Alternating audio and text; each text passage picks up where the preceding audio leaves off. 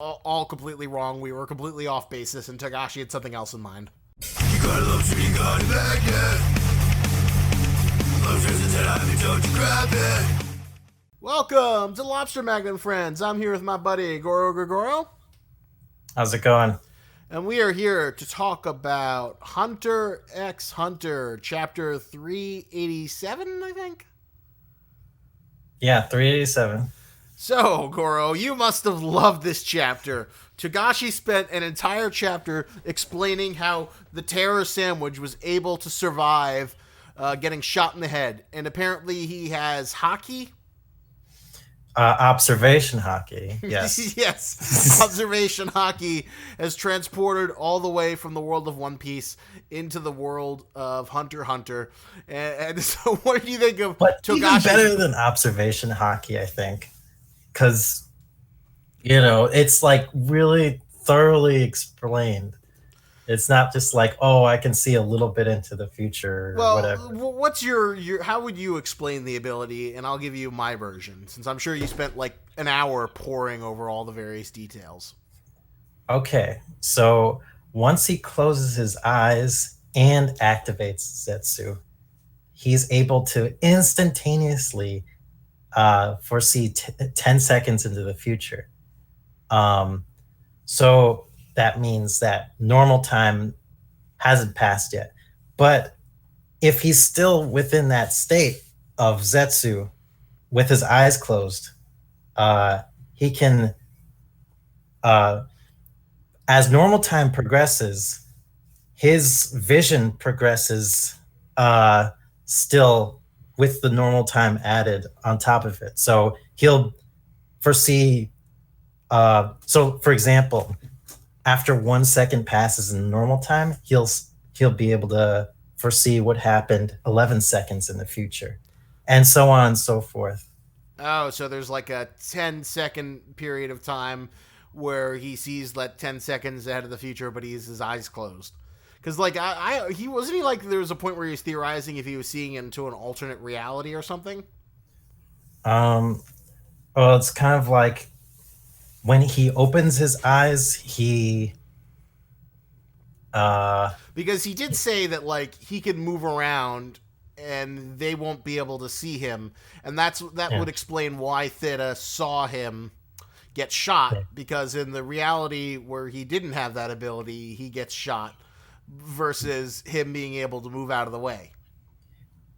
Yeah, and I think it happens once he opens his eyes. He's able to move freely, kind of like in an own parallel universe. Yeah, he and like within shifts, that 10-second he shifts. period. Well, after the 10 seconds is up, his parallel universe self kind of like appears normal. It's very funny. Like, I don't know. Do you want to have a big obvious spoiler for JoJo's Bizarre Adventure Part 3 spoiled for you? Sure. I mean, wait.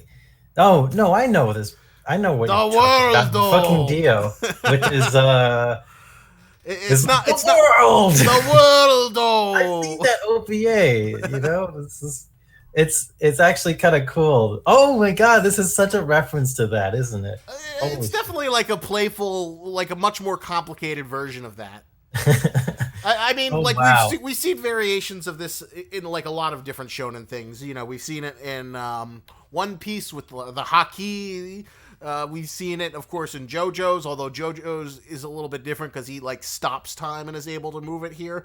While here it seems like the parallel reality of the second 10 seconds alters, while Tserriednich, Terror Sandwhich, is able to move on a second plane of reality that he seems to be run parallel with the first one, and that's how he's able to like run around and escape things, and how the person sees what they think is going to happen or what's supposed to happen, and he can sort of avoid it. Right. And there's something that is kind of strange. Like, how is he able to have an ability while he's in Zetsu? That's just my like completely that's closed off with Haki. I my mean, biggest yeah. that's my biggest question is this his Hatsu ability? Is this what he like developed? I certainly hope not. I was hoping his like signature Nen ability would be something a little bit more mean and fucked up. Um, but does it count as a Hatsu ability if he has to stay in Zetsu in order to use it? Like, Well, it doesn't make much sense. Like how he's able to use this like obvious Nen ability uh, with all his Nen closed off with Zetsu. that's a very good question, and I have no clue in terms of That I think that needs a little bit more explaining. But because the Terror Sandwich is just that smart that like cool shit comes to him automatically. yeah, because the whole purpose of the Theta killing him while he's in Zetsu was so he'd be completely defenseless. But how can he still? How can Terror Sandwich uh, activate an ability while in Zetsu? So that's one thing that you know I hope is explained. But if it's not, like I feel like that's a really big glaring uh, A mission.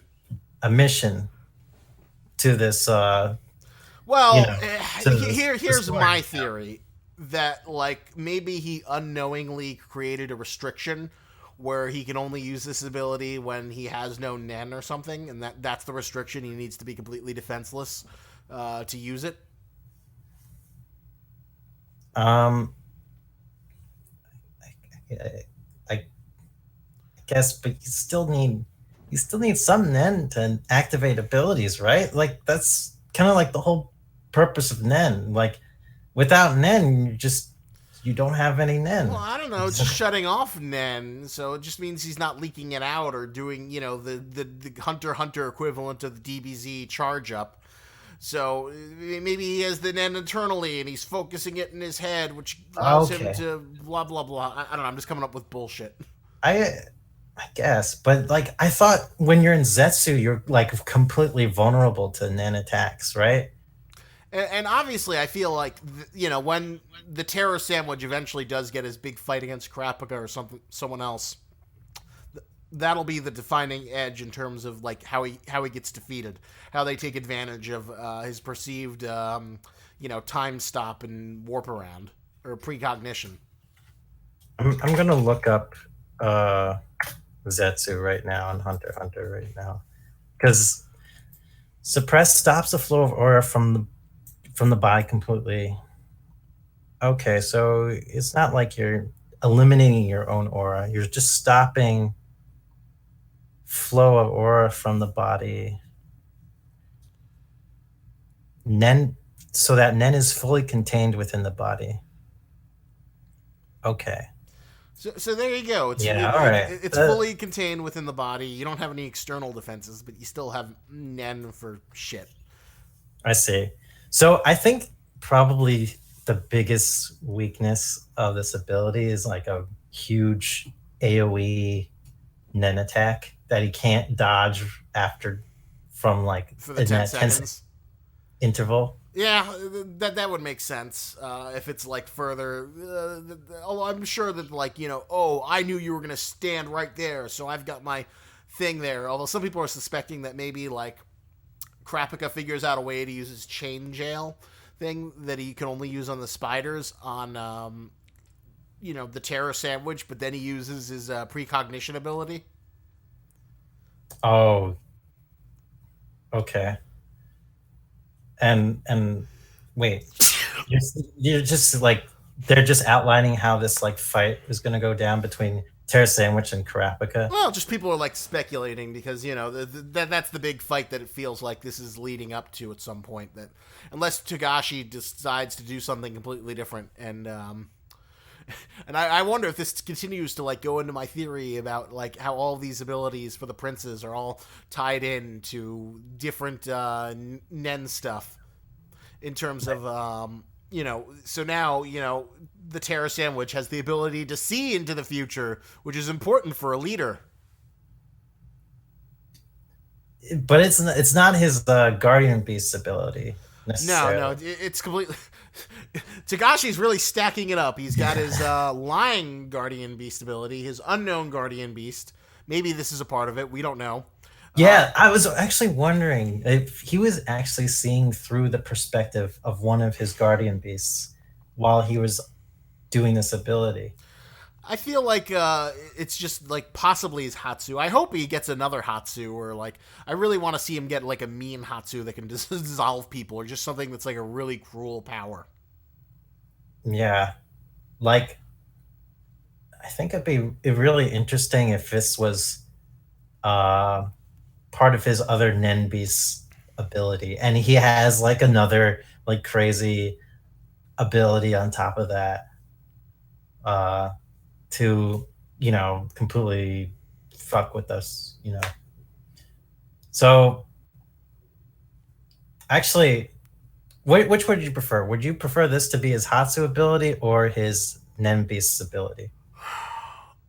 I prefer Hatsu, but because I feel like the whole point of like him shutting off the Nen is like we saw the like Nen beast disappear, so the other one shouldn't be able to appear as well. Right. And I don't like the idea of like you have to have this beast to like have a power that manifests. But who knows? Maybe Terror Sandwich is just going to become the Swiss Army knife, and that the further he gets into like Nen training, he just develops 4 or 5 abilities. Yeah. He's probably now after reading this chapter, he's probably the biggest threat. Uh, Maybe Hockenberg is still a little bit more threatening because Well, like it seems like after this chapter, the big three in the war are Benjamin, Hockenberg, and Terror Sandwich. yeah, I would agree with that You know for what now. you know what I love about the Terror Sandwich nickname? It almost feels kind of racist because like Tserriednich sounds like some sort of ethnic name, but it doesn't belong to any ethnicity we know about. So it feels like you're saying something really racist, but it doesn't matter because the ethnicity doesn't exist, and it's just for this guy who's like an awful guy, awful person. I don't even know how to pronounce his name properly. It's Tserriednich. Tserriednich. It Tserriednich. feels like it could be like Norwegian kind of base name. I don't fucking know. Or one of those countries. Um, I I don't know. What were we talking about before? We were talking about like whether or not we wanted it to be a Hatsu. But like, do you Oh, get my why I love that little taunt? It feels like you're saying something really bad, but it isn't. yeah. I guess like You're like confused. I can't even pronounce the name, so I don't know. I don't. Well, it's exotic. There you go. It's something that's so exotic and unpronounceable I that just call him Tesseric. Tserriednich to the Terror Sandwich. Yeah, Tesseric, Terror Sandwich, whatever. Um. So I I mean, besides that, I like this kind of ability and the explanation of it better than previous iterations of it through other manga like Haki and JoJo's Bizarre Adventure. Well, they are pretty lazy in comparison, just like stopping the world. And then I move around, blah blah blah. How did he do it? What? I'm down the stairs. I'm gonna throw knives at you. Ah ha ha! The world. And even the Haki was kind of lazy. It's not like Kataguri used it in a very interesting way. He mostly just like outclassed Luffy and beat the shit out of him with like better versions of Luffy's stretching power. Right. But then how did Luffy beat him again? He just like did the same thing to him? he I mean, as much as that fight was fun, I feel like Luffy didn't really earn that victory. Luffy beat him because he did the Snake Man form of Bound Man that made him faster and able to deal with his speed, and he was so fast that Kataguri couldn't see him or whatever. Or and also Kataguri kind of like gave himself a wound. He like stabbed himself through the side. Oh yeah. Kataguri kind of wounded himself, and that affected his seeing ability too, I guess. So Luffy won that fight with a handicap, a big handicap. Yeah. Still won though. Still counts. Sure. I'm sure in Luffy's little retard brain, he sort of like realizes that like, oh, if I could barely stand up to this guy and I needed a handicap to win, then how am I going to fight against a Yanko? Time to work on Gear 5. Yeah, whatever Gear 5 is going to be. Maybe it appeared and you just haven't seen it yet. Maybe it's in the manga right now. I should get reading on that. Yeah, you should. Point. It hasn't, but I like toying with you. But so do you think Tesseract is gonna master this Zetsu ability, like where he's able to just like blink and instantaneously get it into Zetsu, and then I think so. Yeah. I think he's gonna like get it down to like so low where he could just like instantly go into Zetsu, and then flash step. What was the Naruto equivalent to that? Did they have one? No, I feel like that's only a Bleach thing, really. Where it's just like Shupo, flash step, Shunpo, Sonito, flash step. They had a pretty cool sound effect for it too. Thump. Thump. That's like my impression of it. You don't remember? It was like, and then there'd be like a little puff of wind as they like appear behind people. Right. Yeah, I guess that's how it would appear to people. Huh. Well, what was I gonna say? I liked how thoroughly they explained this ability and what happened during the events that the Theta shot Tesseract. It like fully explained that, and that was really refreshing. You must have been happy about that. And especially how it like combined with Melody's Nen ability as well, because we thought that Melody's ability was giving Theta a vision that she wanted to see. Yeah, and apparently, well, that was all completely wrong. We were completely off basis, and Togashi had something else in mind. Yeah, this is like a whole nother level of just like Togashi, like intricate plot threads, like going back even further in time again, just to like reiterate what's that happened like 2 chapters ago. Well, like, this is also like this is probably the most we've gotten from the Terror Sandwich's perspective, and he's just like, "Ooh, this is so much fun! I'm having so much fun with this." We got a more playful side to him than what we've seen before. But it almost, like, technically we haven't really seen him do anything super evil yet. We've just seen, like, either the aftermath of it or, the implication that he's gonna do some real fucked up shit. But, we get the sense that he's kind of like a cat that'll, like, torment a mouse before eating it. Yeah. And this makes me question, too, like, what do you think... Now that we have this new information about Tesseract, how do you think he feels about the Theta still? Like, we thought he had a crush on her, but could it be like a little bit more devious and cynical than that? In what way? Because he did say, "Ooh, now I think cute girls are cute." I don't know. Maybe he uses his 10 seconds to just like see all the ways he could torment her. But like, we now have confirmed that he Tesseract himself knows that the Theta tried to betray him, and not just Tesseract's Nen Beast, because we thought it could have been Tesseract's Nen Beast that only saw that, but Tesseract saw the Theta try and kill him. Yeah, And it seems like now that he has this ability, he's just like, he's just going to toy with her more. Get as much as he can with her. And then, and who knows, maybe in some ways that kind of turns him on. Yeah.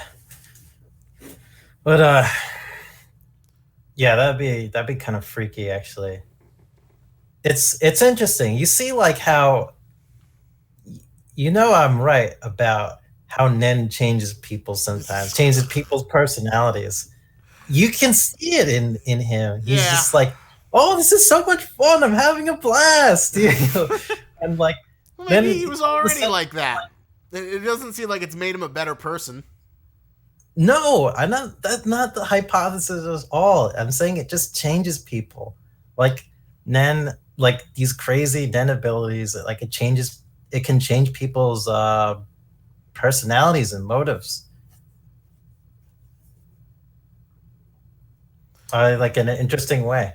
Well, I feel like we don't really know enough about him to like really say what his personality. Like, the Terror Sandwich was only gotten the faintest of characterization in terms of like we knew he was really smart and kind of arrogant.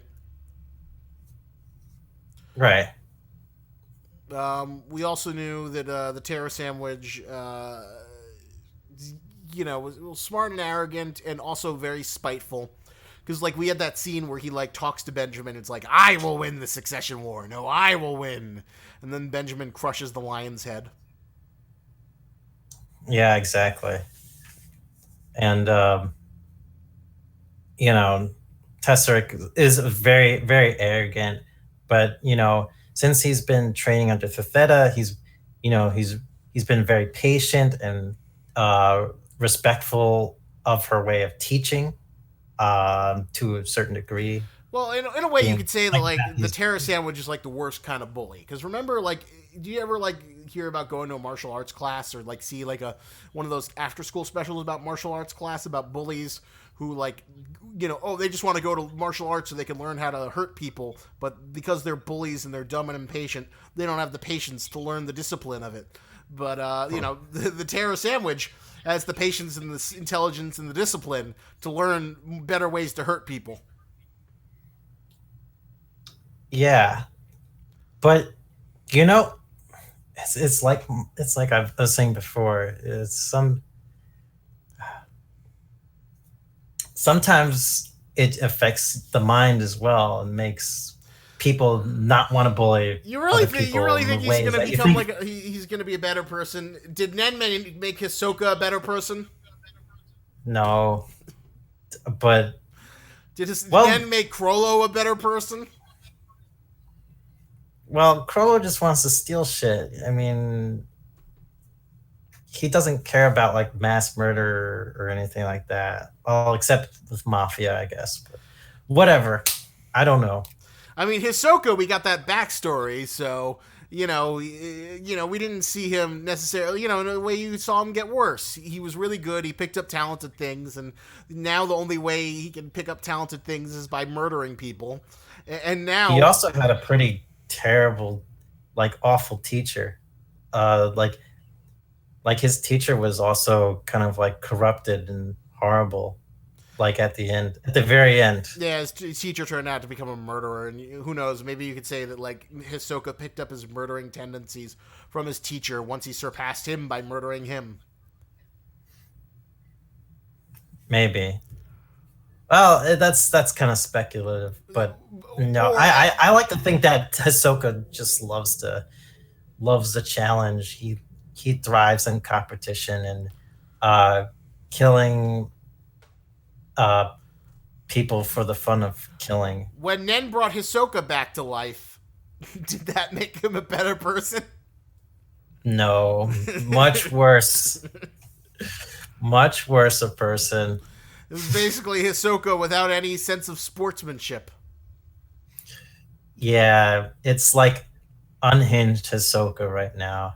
I'm hoping he's still unhinged. I want to see more unhinged Hisoka. Oh God! Like what he does.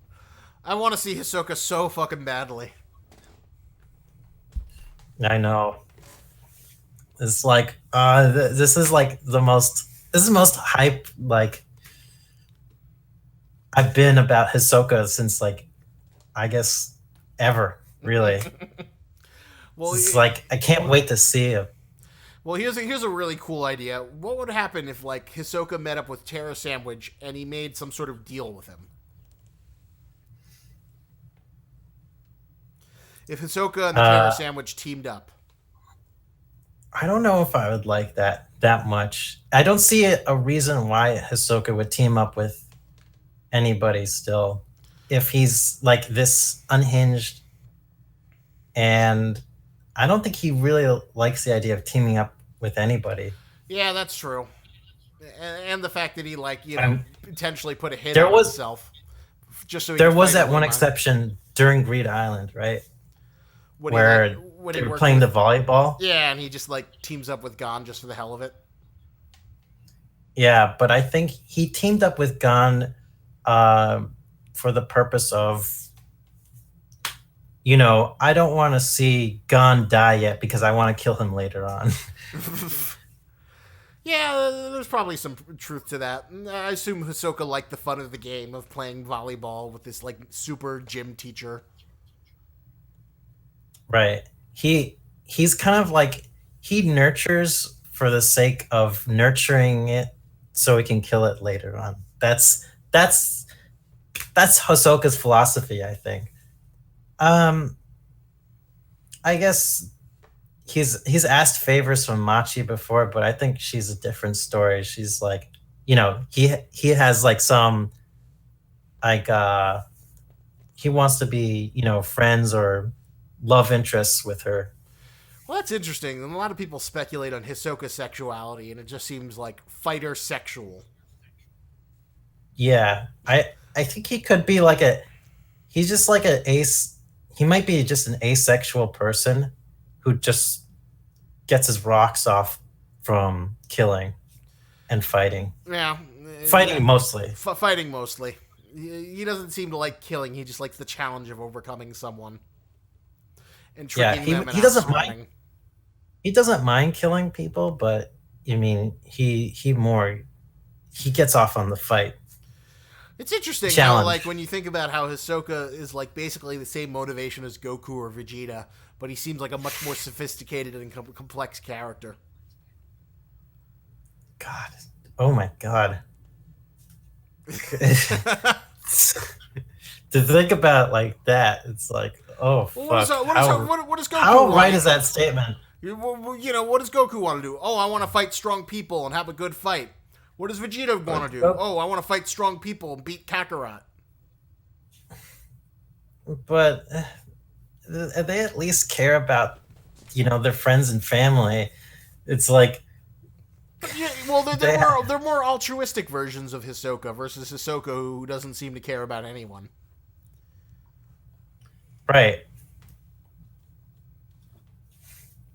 Yeah, and there's plenty of there's other bad guys like that too. That they just want to fight the strongest guy. Lots of- It's.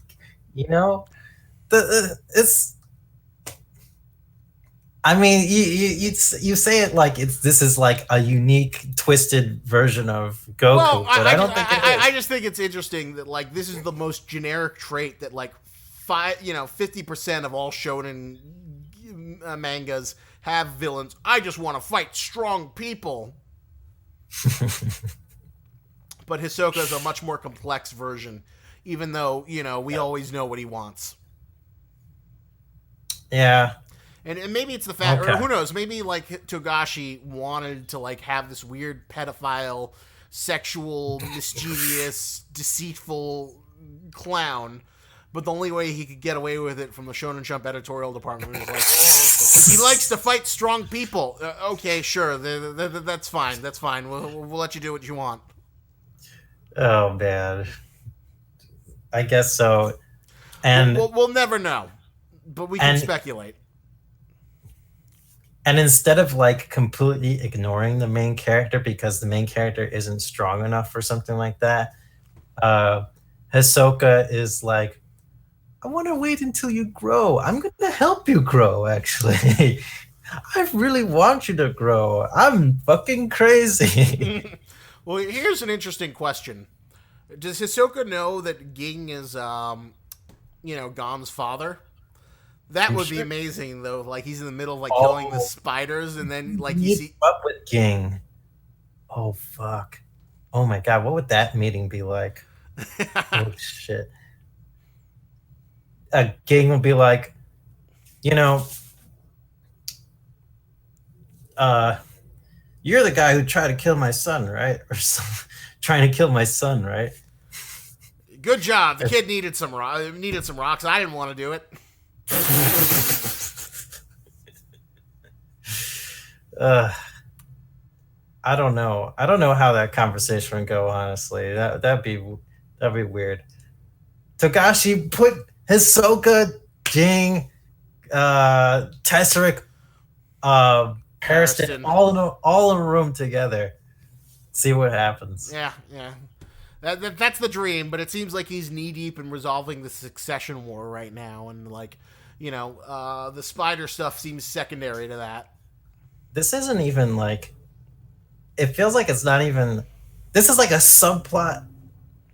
This is like another subplot within the succession war, figuring out what's going on with Tesseric's training. Like we're going backwards, like slightly backwards in time, to like really dive deep on like what happened during that moment during training. So this is like another subplot within the subplot. Yeah. Layers upon layers of storytelling. But bad news, though, Goro. We're getting to the point where it's almost 10 chapters, so we might be going into a hiatus ex hiatus. Hopefully not. Togashi seems like a little fire's been lit under him that he's like, I want to finish Hunter x Hunter before I die. That would be reassuring if that's the case. If that's how he feels, I'm really hoping he's the only one who can do this. Really, I don't believe in anybody else to finish this manga but him. You wouldn't like it if he just did the scripts and he had someone else do the art.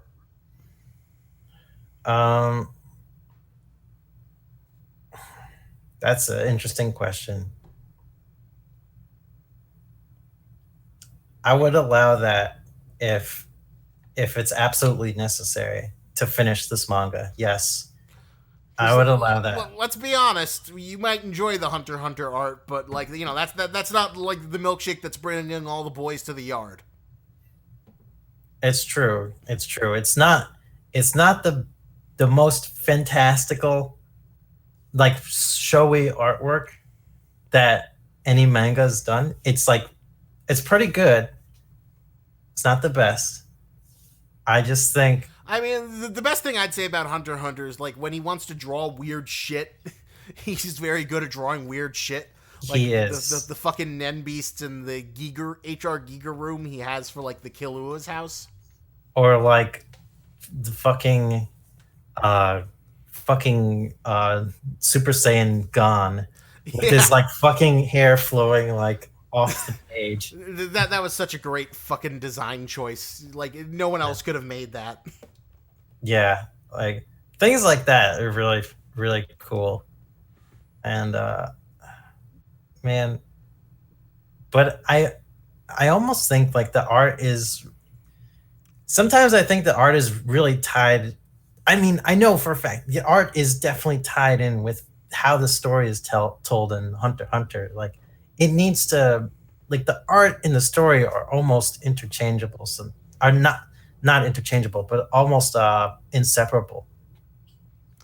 True, I'm sure he's able to convey it much better than like someone else would. But like if that's the difference between like getting this done and having waiting like 10 months to 2 years between the next Hunter x Hunter installment, I'd take it like a second artist drawing it while Togashi just writes the scripts. Yeah, I guess so.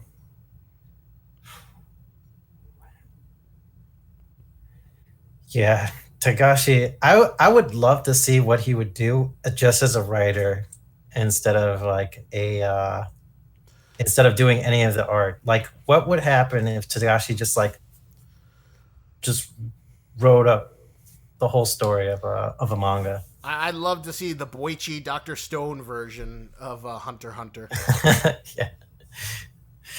Oh, that would be interesting. Oh, Boichi with Togashi. You imagine that? Yeah. Oh shit, that would be fucking crazy. I'd pay good money to see that. Yeah. Oh man, Boichi's stuff so good. But well, I'm trying to remember what else I was gonna say. So, any other thoughts as we wrap this up? Because, like, you know, there's a lot to dissect about the Terror Sandwich, but this chapter only focused on one thing alone. Yeah, but it was a great one thing. This is like a 9 chapter for me. This is I knew you'd love this chapter. I knew you would fucking love this chapter. Actually, I'm gonna say 9.5. This is one of the best Hunter x Hunter chapters we've had in so long while. I mean, not that. No. I don't think it's 9.5. I don't think it's compared to the 383 masterpiece. You mean the escape? Yeah. That to me was like the best chapter we've gotten so far in this little run. You know, it's crazy.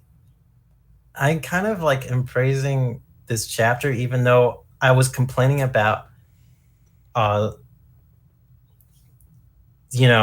escape chapter, them focusing too much on one aspect and not enough plot threads going around and stuff. But there's so much complexity wrapped up in this chapter about the whole fucking instantaneous 10-second vision stuff that it's just too much. I love it. It's the bee's knees for you. It's your favorite thing about Hunter x Hunter. It's Hunter x Hunter at its best. Absolutely. This is one of my favorite chapters of Hunter x Hunter so far. Like, he always surprises me, like, where he takes a story, and the fact that he went backwards in times again through Terror Sandwich's perspective just shows like he gives no fucks about people's expectations. He's like, let's just fucking go back in time again, before because we had the musical performance, right? We went back in time to where Terror Sandwich was training with Theta, and then see how Theta experienced the performance. Now we go back in time again. We see how Terror Sandwich experienced it. This is like, it's really cool. I want to see how other princes have reacted to the musical performance now. If it's anything like really crazy. Well, I'm just curious who the next one's going to bite the dust is, or if we're going to see this big banquet happen.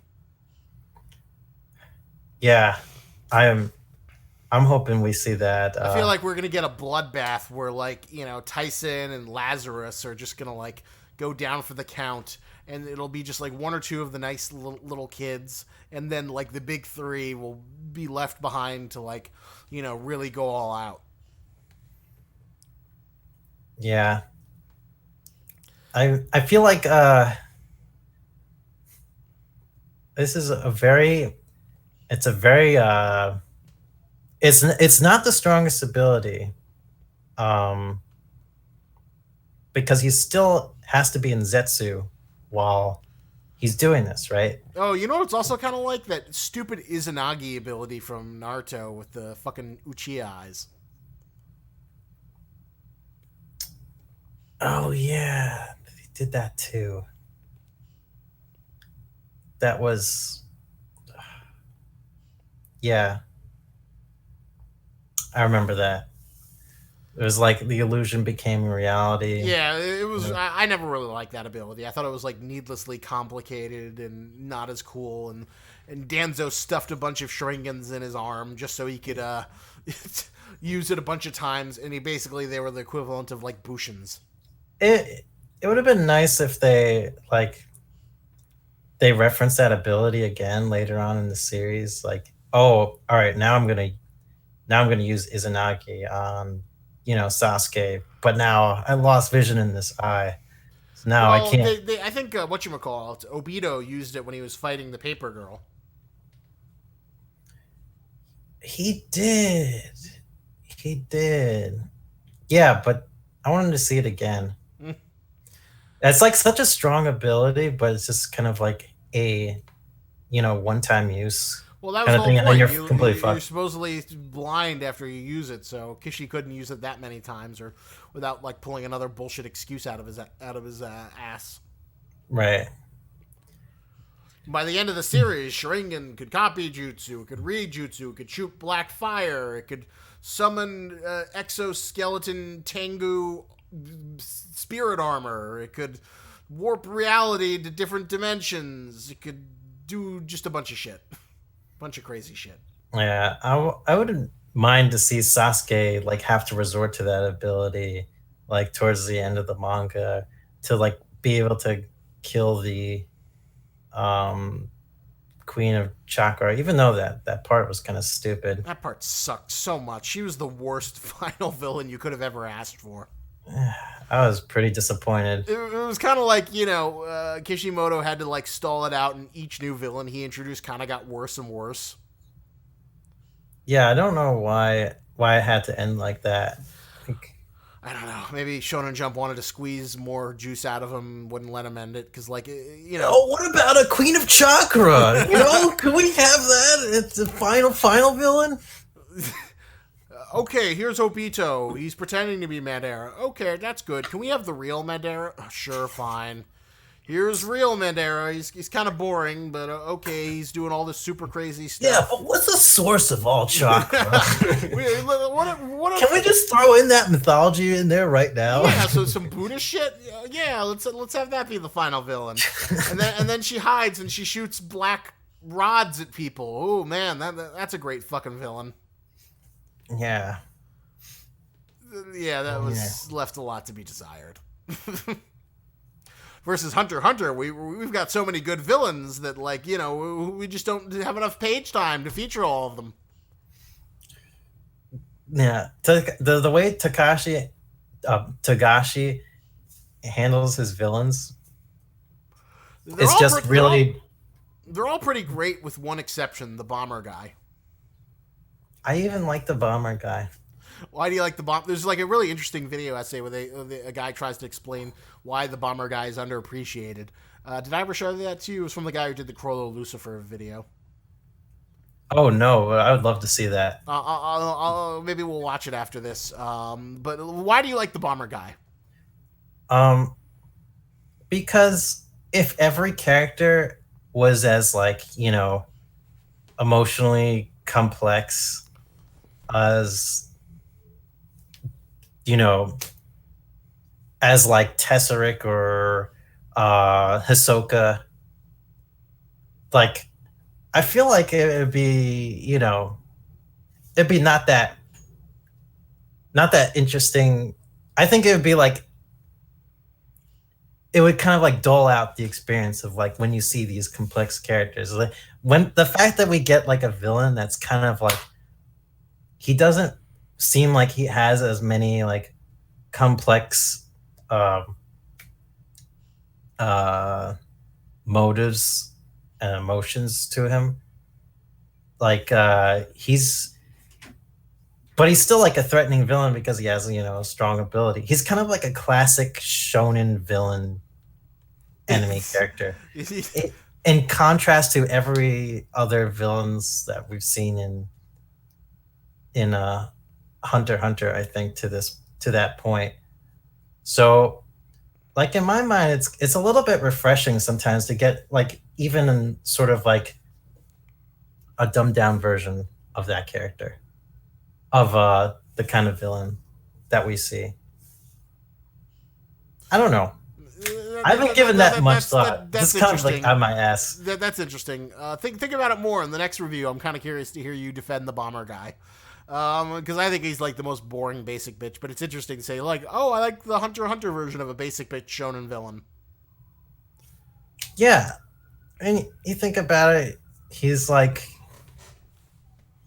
a pretty scary ability where he's able to plant bombs on people and explode them, and it kind of reminds me of modern day suicide bomb or terrorism or some bullshit like that. I guess, but he doesn't have any greater ideology. He just wants money. That was his whole reason for playing Greed Island.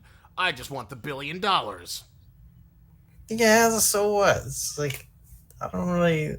That's not what really made him that appealing. But I mean, overall in general, he's not the most appealing villain. I'm gonna say it like that, but it still didn't make him boring.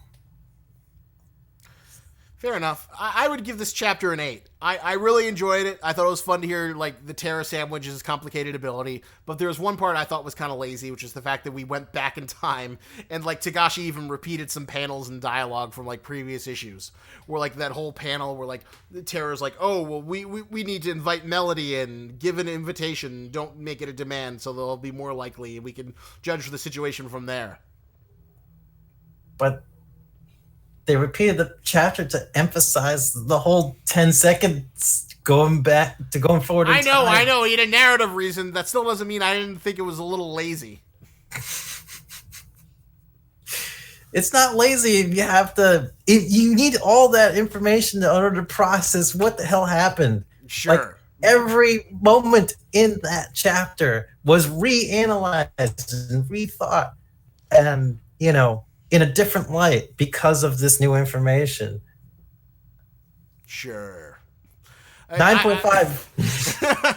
Well, let us know in the comments if you agree with Goro and thought this was a Togashi or Togashi at his best, or if you agree with me and you wanted to see other shit happen, considering how many plot threads we have, and there's the looming possibility of a hiatus. Hopefully we don't get hiatus. But thank you for hanging out with us for another fun discussion of Hunter x Hunter. Oh, also, on my main channel, I'll put a link down to it for here, but Goro made an excellent design for me of Lobster X Magnet. I love the little lobster he put on the X's. Yeah. That's now available on Teespring, so show your love to your favorite Z-list YouTuber who reviews manga, and your appreciation to Hunter x Hunter by this weird fucking logo that'll confuse the shit out of anyone else. Yeah, you show your street cred, your underground street cred. Your super underground street cred. And then when anyone doesn't really get it, you can just act super condescending to them. To be like, you don't understand the intricacies of Hunter x Hunter if you don't understand this logo. You don't understand why the Lobster X Magnet is so cool. Yeah. All right. Thank you for hanging out with us. And remember, lobster's antennas, but don't you grab it.